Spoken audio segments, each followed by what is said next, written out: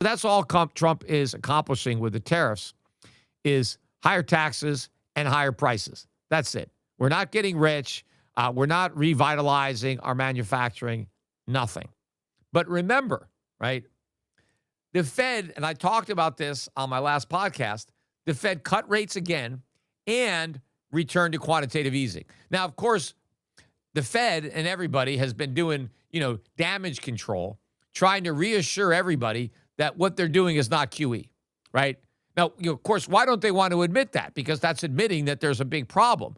Because we did QE in the financial crisis and during COVID, right? When we had a great recession and we had this pandemic and a shutdown of the economy, those are the times we did QE. And so if we're doing QE again, well, that must indicate that there's a real big problem. Otherwise, we wouldn't be doing this emergency measure. So the Fed has to make sure that people don't realize that QE is in fact QE.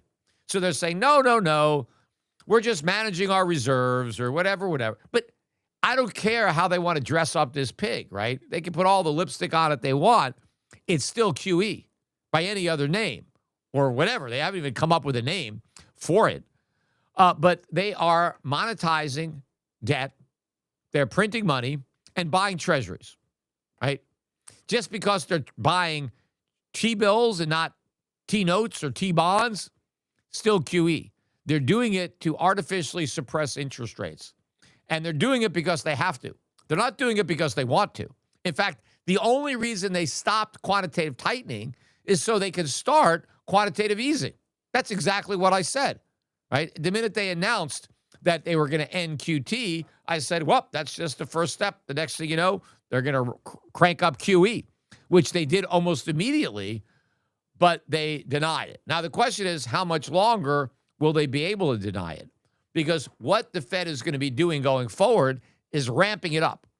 So they're going to start buying more T-bills than what they're buying now, and they're going to start lengthening the maturities. They're going to start going out the yield curve, and eventually they're going to be down at the long end, right? There's no doubt in my mind that that is what's going to happen. And one of the reasons is because yields are going to spike at the long end, and they're going to want to do something. Now, that should scare the hell out of anybody that has U.S. dollars, right?